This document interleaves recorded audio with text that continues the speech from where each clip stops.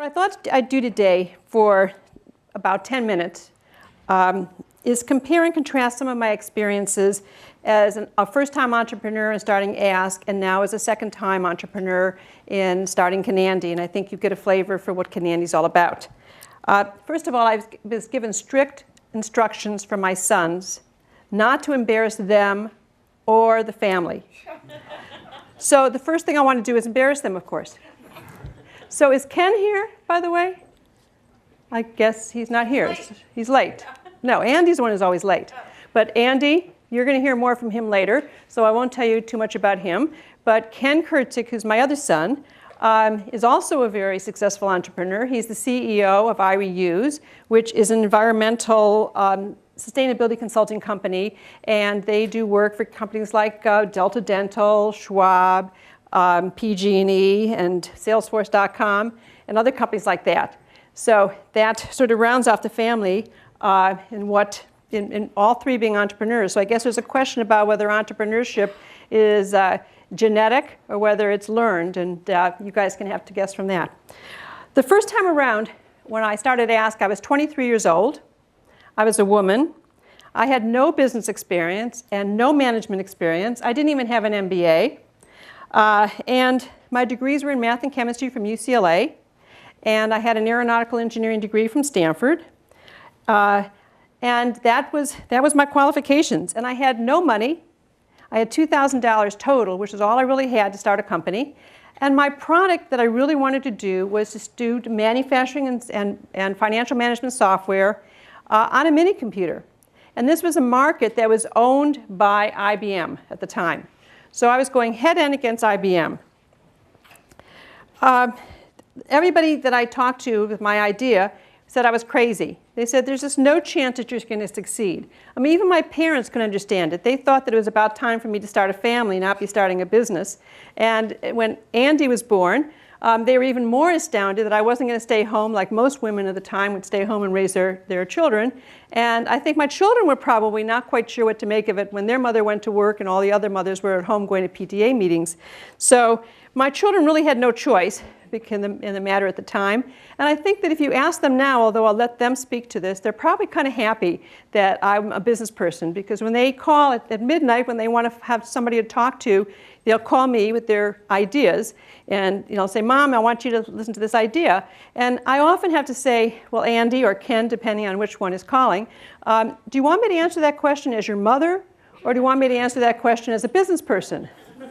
Because if your mother, of course, I think you're wonderful, you're the greatest kid in the world, I think that idea is brilliant. But as a business person, I think it really sucks. So, you have to sort of, give them a chance at this. So where was I? But not having an MBA actually had some advantages, because I had no book sense to really confuse me when it came to sort of looking at my street smarts, if I had any at the time.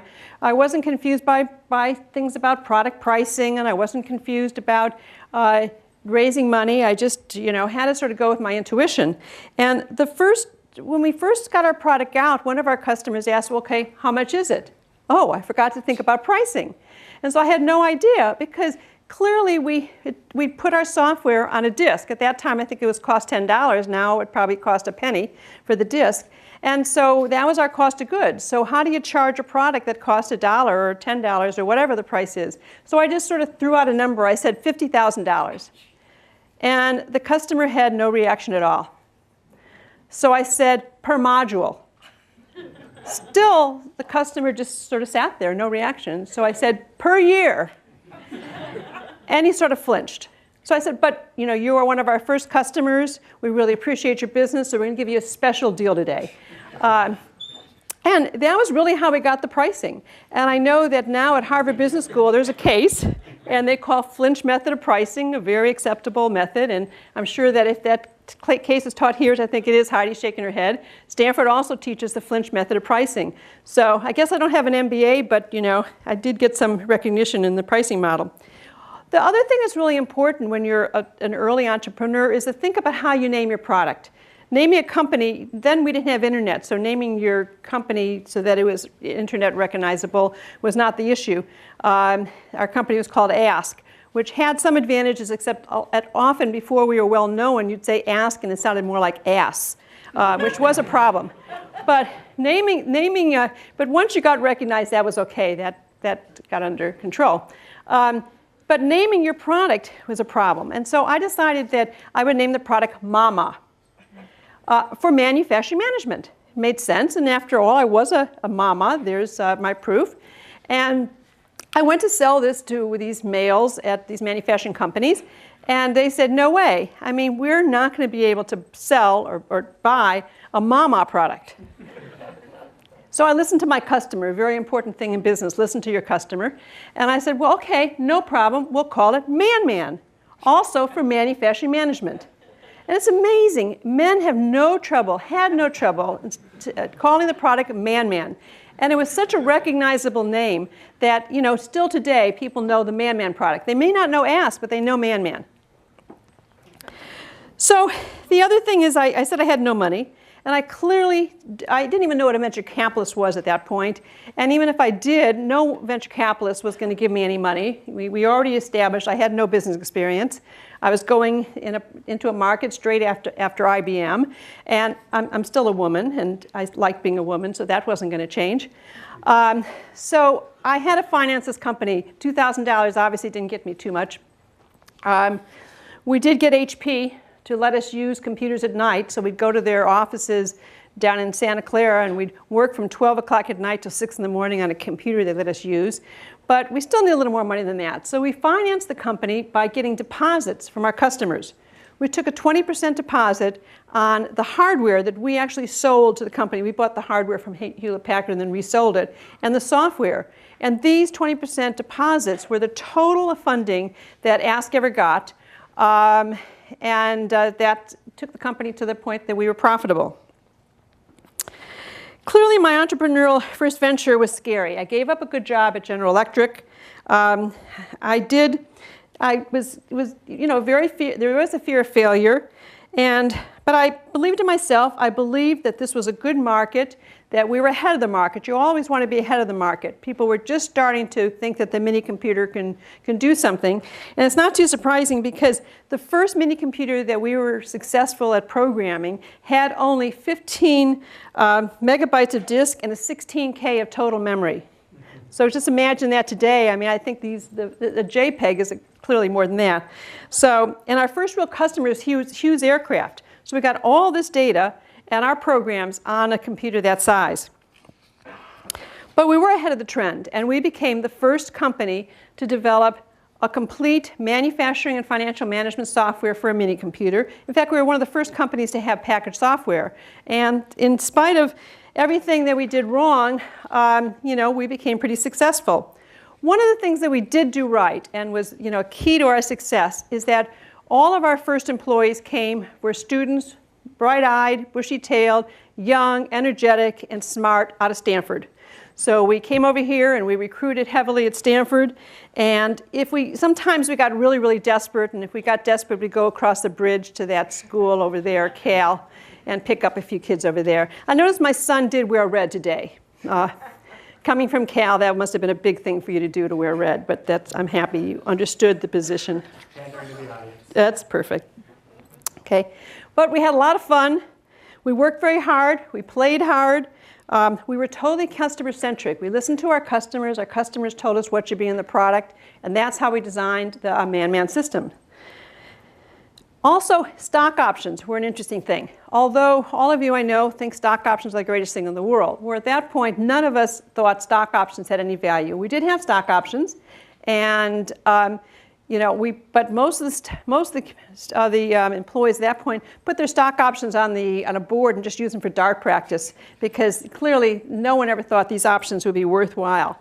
By the time that the options started coming off the bulletin board and the practice range for dart practice, a lot of the investment bankers started hearing us, and they started circling the wagon, and we did go public. A very successful offering, and in 1981, and most of the rest of the story is history. We grew to a company at about 700 million, and I retired. Well, I retired before that. I retired first at around 150 million, I guess, and wanted to spend more time with Andy and Kenny, so they knew who their mother was.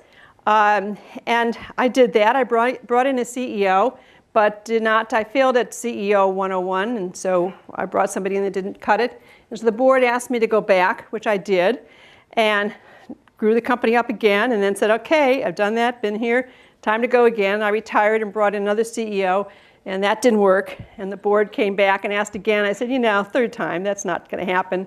And so I demurred, and the company was subsequently sold. But today, there's still over 500 companies worldwide that use the man-man system.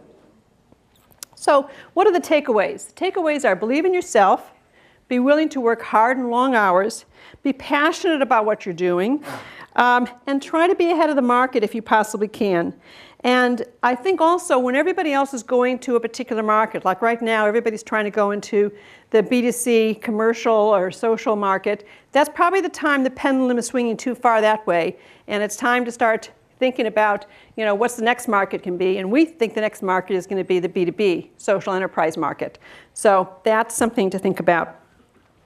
So how are my experiences at Kenandy different than my experiences at Ask?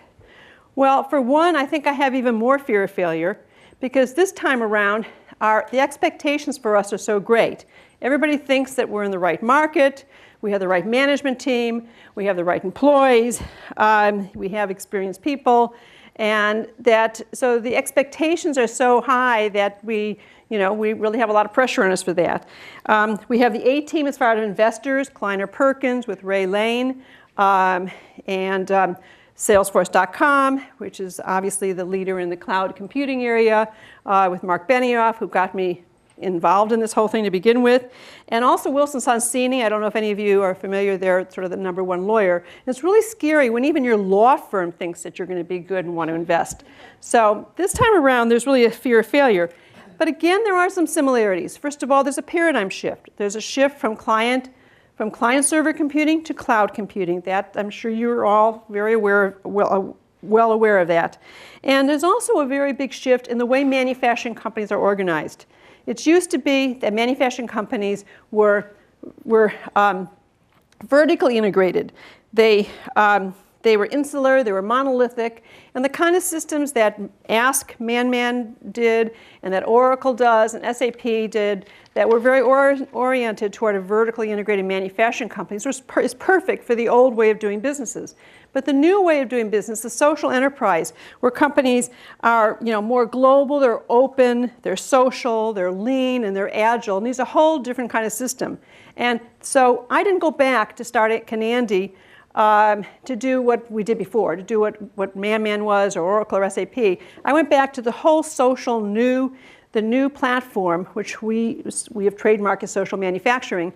And this is a whole different way of thinking. It's really bringing the aspect of agile, open, social to a manufacturing company. And manufacturing companies today are very horizontally constructed. They want to be close to their customers. The companies that are really succeeding in today's market and tomorrow's market are those that can respond very quickly to customer needs, that can respond very quickly to the needs and the supplier's needs, or supplier events in the market. When there's a tsunami, they have to be able to respond quickly to changing their focus on who they're ordering from. And so this is the whole trend that we think is the trend of today and the future in having systems in this broad range. I once again am working 18 hours a day. We have a great team. Many of them are here today. We're having fun. We're very passionate about what we're doing. And there is one more thing that is very much in common with the way we did it before, is that we're trying to hire the brightest people. We would love to hire the brightest people from Stanford, engineers, computer science, and liberal arts for the marketing area. And if any of you feel that you'd fit this bill, that you'd be interested, there's a lot of Kenandy people, I think, here. How many Kenandy? Is there some? Raise your hand if you're from Kenandy. Great. So just find somebody back there. That's Rod standing up, and Peter, I think, is around there. There he is. Raise your hand, because we would love to. We don't want to be desperate. We don't want to go across the bridge. So keep us over here on this side, okay? And that's really a lot about the similarities. I think that there are a lot of similarities. There are some differences. And only time will tell how Kenandy does. We have a very good start. We have money. Obviously, we have a good market. And we have a lot of support. And it's a lot of fun. We're having a great time as a team. I'd like to now, I kept it to 10 minutes. I hope it was 10 minutes because I have to give 20 minutes to Andy because, you know, he's slower. He's at Cal and Cal. This is exciting for me. It's the first time I've actually given a talk with my son. I was going through some pictures and I found baby pictures of him when I started to ask. I was going to embarrass him. I decided maybe I was a little too far, so I didn't bring them today. But he's really been an entrepreneur, a serial entrepreneur, since he's been a kid. The first time I knew I had a problem on my hand was when we were at a party, and it was a big party, and they had, you know, got a lot of balloons that they had for this party. Most of them just to sort of tell you how to get to the entrance of this mansion that we were actually at. And Andy and Ken were about the only two kids that were there. I don't know why they happened to be there, but I do remember that it was mostly an adult party. And we're getting ready to leave. The party is winding down, and Andy goes up to the host, unbeknownst to me, and asks the host if he can have the balloons. I had no idea what he was going to do with these balloons, but he goes around and collects all these balloons and goes across the street to a park and starts selling these. He saw these, it was Sunday, and he saw that there were a lot of kids across the street, and there were all these balloons that were going to go to waste. And so he took these balloons and he went across the street and he started selling them to parents who had little kids. And that was the first time I realized I had a problem on my hands. And he continued to have one after another of ideas that he would be doing, you know, all of his life. When he got to college, I think he was a junior or a sophomore, and he would read every single entrepreneur book out there. Some of them were titled, you know, the eight people who didn't graduate college who were successful, you know, Fred Smith of Federal Express, and Bill Gates, and Steve Jobs, and Larry Ellison. And they didn't finish college, so he comes to me and he says, "Mom, I want to start a company. I don't want to finish college, and, you know, here's this book that's proof that this is what I should be doing." And I, of course, said, "No, you finish something you start. I don't care what your grades are, but you get your degree." And he went on. He did finish. I don't think he went to class at all the last year, except to locate the room to take his final. But he did graduate from Cal, started 2 companies while he was at Cal, and got a degree. I saw the degree. I made it sure that I actually saw the sheepskin well, it wasn't sheepskin. They're cheap over there. I think it was just paper. But,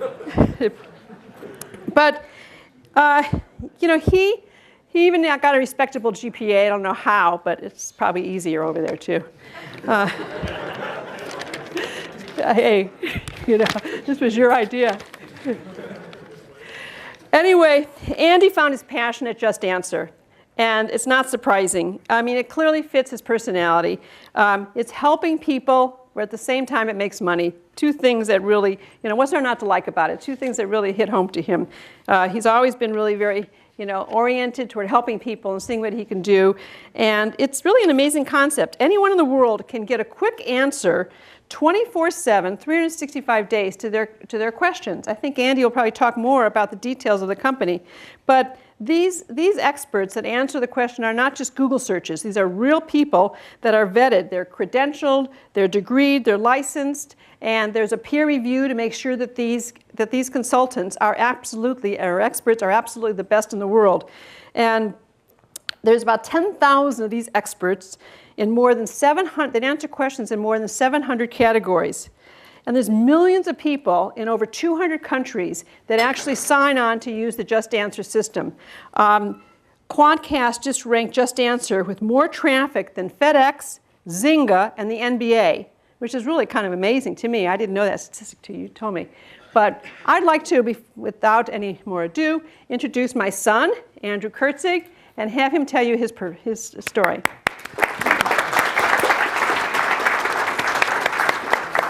Did I do 10 minutes? Close. Can you hear me? Everybody hear me? Yeah. All right, great. We're pulling up a new slide deck here. And I want to start.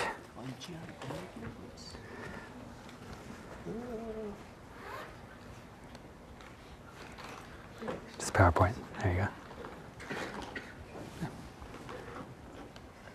you go. Perfect. And how do I click to the next one? Perfect. Okay. So I want to start by saying, on JustAnswer we sell answers, and there's a lot of people out there in the world now that are selling speeches online. So I want to assure you all that I did not buy my speech online today. So with that out of the way, I want to start by thanking insert host name here. Just kidding. I want to thank Heidi for having us here, and I want to thank all of you for coming to see us talk today. My mom was just talking about This Is a Book that I read in between my sophomore and my junior year, and I wanted to drop out from college because I saw all these superstars, Steve Jobs, Bill Gates, et cetera, that had dropped out of college and been super successful. And so I had all these ideas. I wanted to start them, and she convinced me to graduate early. So from that summer between my sophomore and junior year, I graduated in a year and a half. I doubled up on my units. I also started my business. And I also changed majors, by the way. I was an engineering major, and I switched to business, which is way easier. You should all know. So just to give you a quick history. So the first thing I started while I was a student at Cal was a company called Answer, and that was software for the newspaper industry. And we grew, and then I grew that after I graduated for a couple years, and then that was acquired by one of our customers. And then I started a new company called eBenefits, which was software for the newspaper. I'm sorry, that was software for a web-based software for HR. So it's kind of like Salesforce.com, but in the cloud, but for HR. And we had funding from Draper Fisher Jurvetson, thank you, and from NEA and the investment bank W.R. Hambrecht. And we had huge partners in ADP, the biggest payroll company in the world, and Marsh McLennan, the biggest insurance company, brokerage in the world. And we grew that, and then that got acquired. And then I started JustAnswer, which is the website where people go when they want to talk to a doctor, a lawyer, a mechanic, a veterinarian, any kind of expert online 24/7. We even have super smart engineers like you answering questions on there. This is what we are. We're 117, I think, is the latest. We even have a laser. That's cool. Number 117 is what we are in Quantcast. So I was trying to figure out what did I want to say today to all of you. And so guess what I did? I asked on JustAnswer, and I heard from a few different experts. Here's what one expert put together for me. He slapped my name, my picture in the middle of a book, Confessions of a Serial Entrepreneur, Why I Can't Stop Starting Over. Another expert sent me something interesting. When I think of you and JustAnswer, one of the things that I think most about is how amazing and rewarding it must feel to you to be so instrumental in inspiring entrepreneurs all over the world by bringing JustAnswer directly into their homes and offices. You have provided these experts with the opportunity to not only help customers and to touch or save their lives, but to also save their own lives. And so we've got 10,000 experts, some of these folks making $40,000 a month. These are entrepreneurs that are making a living, working from home in their bunny slippers or in their underpants or whatever they want to do. They can make a lot of money, or from Hawaii, wherever they are. And so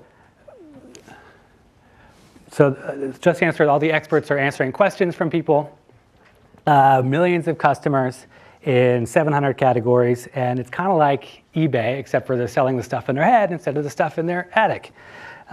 So by the numbers, I should also say it's harder to get into JustAnswer as an expert than it is to get into Stanford, or Harvard too, or Cal. And so we've got 24/7, 365 days a year, which is particularly useful for some of you when you're pulling an all-nighter for a final or something. We've got experts standing by 24/7 to help you with any number of things up to 700 categories.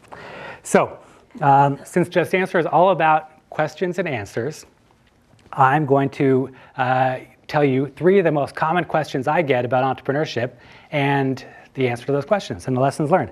And usually, when you ask a question on JustAnswer, it costs about $20, $30 a question. This one's free for you guys today. So question number 1, what do you do next when you have a business idea? I'll start with a multiple choice question even. Option A, do you patent it? What do you think? Who thinks you should patent it? The first thing you do is go and patent it. All right. Option B, do you write a business plan? Who thinks you write a business plan? All right. Option C, do you go out and find investors? Maybe, no? Option D, do you perfect the technology? Or option E, do you find out if customers actually want it? Who thinks that's the answer? Yes, good, great. Call your mother. What's that? How about call your mother? You could call your mother too, that's right. See if she wants to buy it. She's got a business too, they have questions. So that's what I did with my third company. My first two companies, I feel like they were successful and they did reasonably well, but I feel like I could have done a lot better if I had done this earlier. And so with my third company, I had a different idea. I wasn't just going to go out and pick my favorite idea out of the hat that I had of tons of ideas. I was actually going to spend a month programming the website, because I'm a programmer as well. And I was going to spend a month marketing the website. And then I was going to see at the end of that 2 months if customers actually liked what I was doing or not. And if they did, I'd do more. And if they didn't, I'd move on to the next idea. And so JustAnswer was actually my third idea.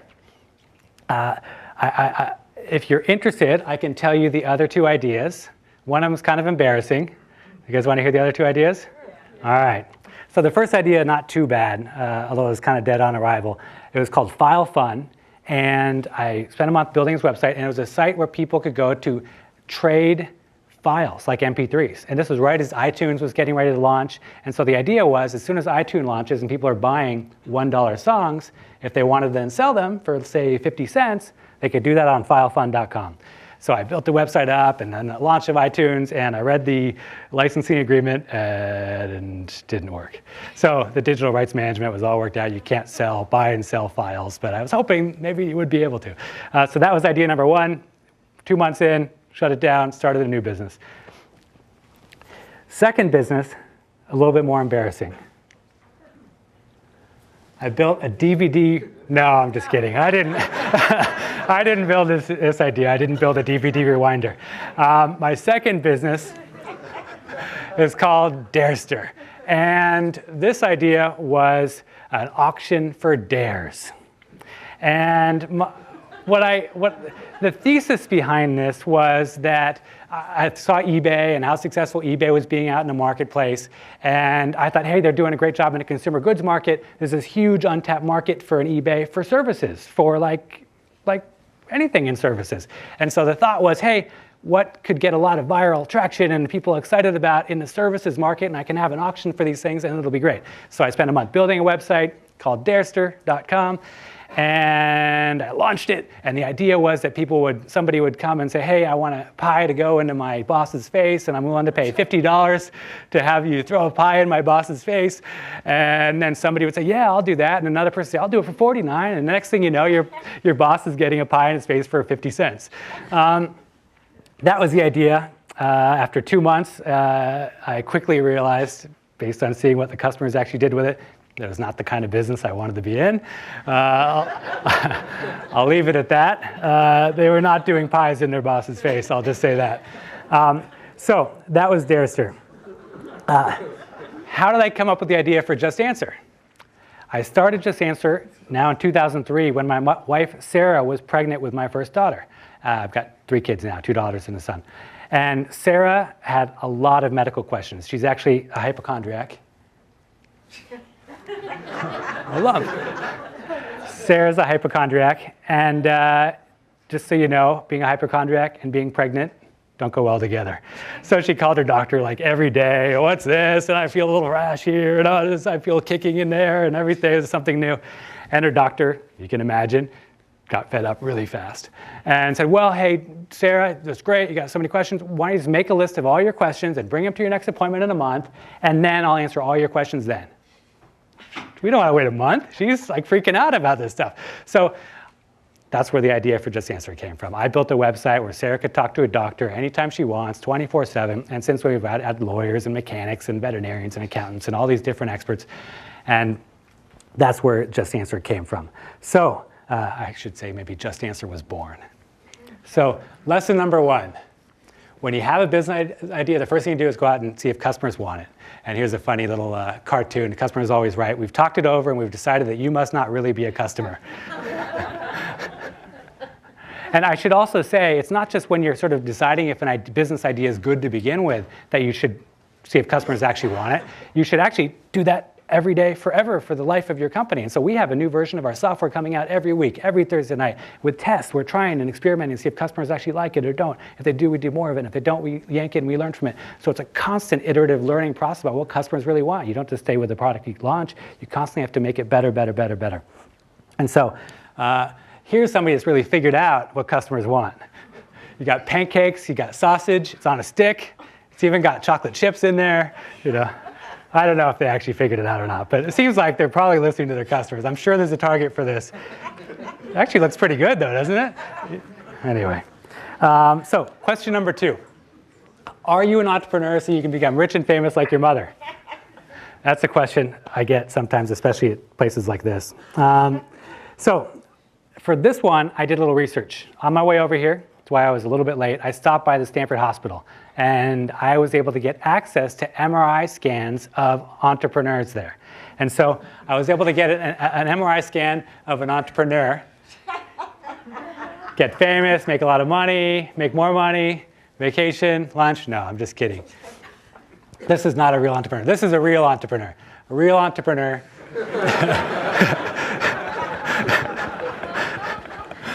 A real entrepreneur, think about how you share your mission so that you get people excited about your business, you think about how you can make a bigger difference, think about your team, about hiring, about customers, about core values. And while I was in there, I should also say that I did peek into a different file, and I found this one, a venture capitalist. Sorry, Heidi. Thanks. And I found another one, too.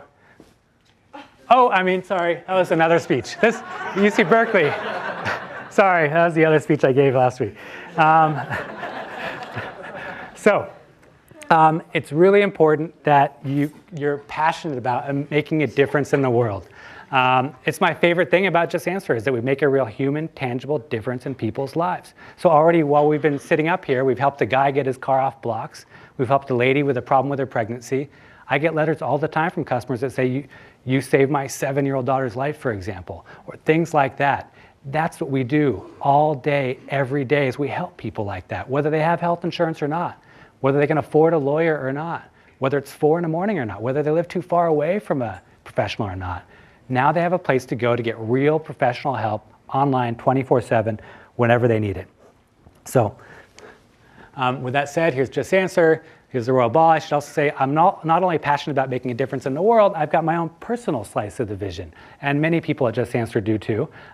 My slice, and this is what drives me, it's not about money, it's not about some of the other stuff, it's about making a difference in the world. So my daughter, the one that inspired JustAnswer in utero, ended up getting type 1 diabetes when she was 1.5 years old.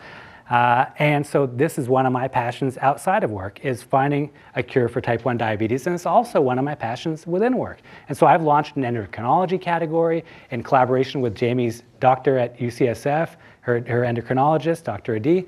And we've got a bunch of other endocrinologists in there. And they're answering people's questions about endocrinology, for example. And so that's part of my passion. And here's what I do outside of work. In fact, this Sunday is the Royal Ball. It's a big fundraiser that my wife and I started 4 or 5 years ago when we were heading out the door to go to a diabetes fundraiser in our suits and ties, or tuxes at the time. And our daughter, the one that has diabetes, said, well, why can't I go? It's a fundraiser for my disease.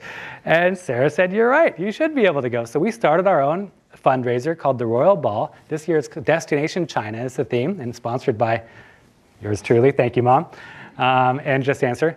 And it's an event this Sunday where kids and adults go to a fundraiser. And for us adults, it's like all the typical adult fundraisers and there's auctions and all that kind of stuff. But for kids, there's treasure hunts and there's face painting and there's a Chinese dragon dancing and all kinds of crazy things like that. And so you get the best of both worlds. So this is what I'm passionate about in life, and I'm able to do, through my work, make a difference here as well.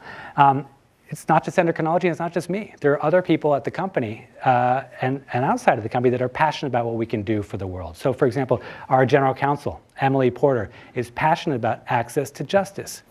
Because of JustAnswer, the right outcomes happen. Before JustAnswer, because it costs too much to go to a lawyer, or you have to go drive there and wait in line and stand in the lobby for an hour. Before that, many people were taken advantage of. And today still many people are taken advantage of by their spouses, by their employers, by their landlords, whatever it is. They didn't get access to the information they needed, and now they can talk to a lawyer 24/7 anytime they want and get real help. And that's legal. I've talked about endocrinology. The same thing is true in the environmental world, where we're helping people keep their things longer. People keep their cars longer. They keep their gadgets and their computers longer. They keep their washing machines and their appliances longer, because it's so easy now to talk to an appliance repairman, or to talk to a Ford mechanic, or to talk to a tech support engineer to actually fix your computer or fix your dishwasher, instead of throwing it away every time it breaks and buying a new one every time. And then finally, on this topic, I'll say it's very clear to me from all the letters we get from customers that we are saving a lot of people's lives. People that don't go to doctors for some reason or another. Now they've got a way to go and talk to a doctor. And so we get letters like these. You saved her life. You saved my son's life. It was on Super Bowl evening. And that's just not doctors. It's also for pets. You saved my dog's life. Or for tax. I won my tax audit, etc. And so lesson number 2 is make a difference. It really matters that you focus on making a difference, not making money, not a lot of the other stuff, and not just a little tiny difference. Try to make a big difference. You guys are super smart, and your talents need to be used towards making a big difference. You can do it. So question number 3. Do you need a company mission and values? For this one, there are 3 lessons I've learned here. I'll start by saying that my grandmother has a funny line that she told me a few years back. She said, "Andy, in this world, anybody with half a brain can get ahead. And Andy, you have half a brain." I took it as a compliment. So I talked about our mission. This is one of the things that I didn't believe. I thought all this stuff was touchy-feely, mission, values. Both my first 2 companies, frankly, we had a mission statement. We had values. We didn't believe them. We just sort of wrote them up and put them in a drawer and never thought about them again. And I now realize I was completely wrong. Our mission, you've already heard the summary of it, but to be really clear, our mission is to help people by providing the #1 online platform for people to access quality experts online 24/7, quickly, conveniently, and affordably. And by doing so, we can improve the world. That's our mission statement. I believe wholeheartedly that you need a mission statement. And the reason you need one is to attract people to come to your company for more than just the money. And you also need values, so you can figure out what kind of people you want to be attracting and what kind of people you want at your company. And so our values took an interesting turn. When I first started the company 8 years ago, we were looking for 2 things: people that were smart and people that were fun to work with. And that's all we looked for: smart and fun, smart and fun, smart and fun. And then we hired a guy who was super smart and super fun to work with and didn't get anything done. So we evolved the smart and fun to smart, fun, and get things done. This is about 5 years ago. And so those are the summary of our core values: are smart, fun, and get things done. We actually got a pyramid of 15 specific things that sort of fall under those 3 basic buckets today. But it's really important to have values so you know what kind of people you want to have at your company. Lesson number 3 is mission and values matter. And in summary, first, find out if your customers want your idea. Second, make a difference. And third, mission and values matter. And before I open it up to questions from all of you, I'm going to inspire you with a few questions we've gotten on JustAnswer over the years that I thought were particularly interesting, I'll say. So, question number 1, can I attack my neighbor with a sock filled with poop? Somebody paid for this, I should say. People pay for each of these questions. This one they paid $15 for.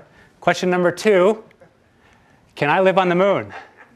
He wants to know, is there any law that says I cannot build my own rocket, launch it, go to the moon, and live on it?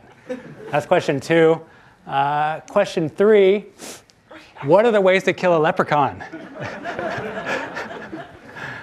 Question 4, does a zebra have a belly button?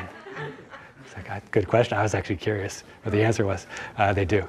And then my favorite, is it really illegal to have sex with my sheep, even if it's consensual? This is a legal question, I think. Anyway, so I'll leave it at that. Now you can ask your own questions. We get lots of crazy ones like that. So, thank you. All right. Do you want to come up too? We have about 8 minutes for questions, so Good timing. I'm going to help moderate mostly because I'm going to repeat the questions because we don't have a mic out there today. So questions for Andy, questions for Sandy? Yes, back there. How did you develop pricing for questions? How did you develop Good. pricing for questions, Andy? Yeah, the French method's a little tougher on the internet. But actually, that's kind of what we did in a way. We tested it. We looked and we did demand pricing and we tried high prices and low prices and tried to see what would work and what didn't work. And we are fortunate, unlike in a B2B kind of situation where we have millions and millions of customers. So we can try different prices and see what customers work and what prices work and what prices don't work. So that's how we figured it out. And I should say, prices are different in every single category. So it's not just one price for the whole site. Lawyers charge more, unfortunately, than mechanics, for example. And even Porsche mechanics charge more than Honda mechanics. Great, thank you. Yes, you had a question? Yeah, how did you attract the user base? How did you attract the user base? JustAnswer for me. It's been 8 years. We've done a bunch of things. So when I first started, I just did a little bit of PPC, Google, Yahoo, those kinds of things. And we've grown that, and we still do a lot of PPC. We've done a lot of SEO now. We've got a lot of word of mouth now. We also have a lot of partnerships now. So we've got exclusive deals with folks like Dr. Phil and Car Talk and people like that, where they go to those websites and you can actually talk to a mental health expert or a mechanic or whatever it is for the different category. So that's how we're generally attracting people, word of mouth. Some social, things like that. What's your recruiting process for the experts? Good question.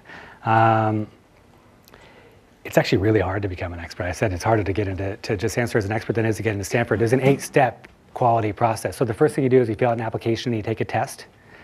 Then if you pass that, and this is a test specifically to the category that you're applying for, so it's not just one test, it's a immigration law test written by immigration lawyers with trick questions in there too, designed to weed out people that don't know about immigration law, for example. So we've got like 700 tests. If you pass the test, we like your application, then you submit to a background check. So make sure you are who you say you are, you have an active license to practice law or medicine or whatever it is. If you pass that, then you're admitted in what we call stage 1. 4 stages total. And while you're working your way up the stages, you're getting peer reviews from experts and reviews from customers, kind of like eBay, and you work your way up. And also, we've got a secret shopper program where we've got all these people that are secretly shopping these different experts and seeing if they're doing a good job. We've also got an expert quality advisory board, about 30 different industry luminaries, Harvard-trained lawyers and Yale-trained doctors and people like that that are actually helping us review all these experts. And lastly, we've got a patent-pending algorithm that's constantly looking at all the data about all the customers and all the experts to see who's the best and who's the worst. And those are the 8 steps in summary. Yeah. Are you ever afraid that experts are going to go outside your platform and start giving away their identification and kind of stealing your business on their own? And how do you kind of ensure that they remain anonymous and that relationships aren't going beyond your platform? I have to repeat the question. So, okay. I'm remembering because I didn't repeat the last question. I'm in trouble now. The question is, are you ever worried about experts leaving your system, getting customers going around you? To get access to customers. At the beginning, I worried about that some when we were just getting started, and I think that was an issue when we were just getting started, but today it's not. For starters, all the communications happen on our platform, and if somebody were to say, hey, here's my phone number, call me off the site, we would see that. And for these experts now, like I said, some of them are making $40,000 a month. It's not worth trying to make $100 on a customer by going around us to lose your $40,000. The other thing too is it's not worth it even for lower volume experts because then you got to get their credit card number and there's all these extra things. Really, is it worth it for $50 or $100? Not so much. So they usually, when somebody does somehow find a way to track the expert down, they're actually more often than not say, go ask on JustAnswer and ask for me there. Yes. How many of your customers are repeat customers? Yeah. Question is, how many customers are repeat customers? Yeah, so we're getting a lot more and more and more repeat customers over time. And that's part of the benefit, I think, of having so many different categories. So we get customers that come in and ask a tax question, and then they think, oh, I've got a legal question too, or I got a knee problem, I want to talk to a doctor. And so we've found that we get more and more You over have a time. monthly program too. Monthly Yeah, subscription. and then we also have a subscription offering. And so we push a lot of customers that are asking multiple questions over to our subscription offering, where for a low monthly fee, they can ask unlimited questions. Yes.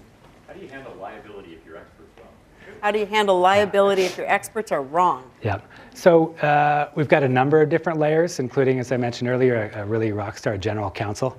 But there's a number of things. So first of all, we're a platform, kind of like eBay is a platform, kind of like Craigslist is a platform.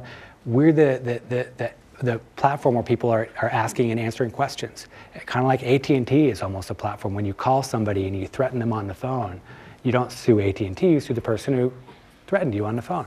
And Craigslist and eBay and all have defended this model over and over and over again, this whole platform model. And so we're in the same bucket. Essentially, it's on the experts to make sure they're giving good answers. And there's also a bunch of other things as well, like insurance and acts of Congress and stuff that help us beyond even eBay. Yes. What's the next step? Other countries, other languages, people without access to internet, what's the next step? Where do you go from here? Yeah. So we're growing very fast internationally, and so we'll continue to grow fast internationally. We've got 700 categories. We're going to continue to add categories.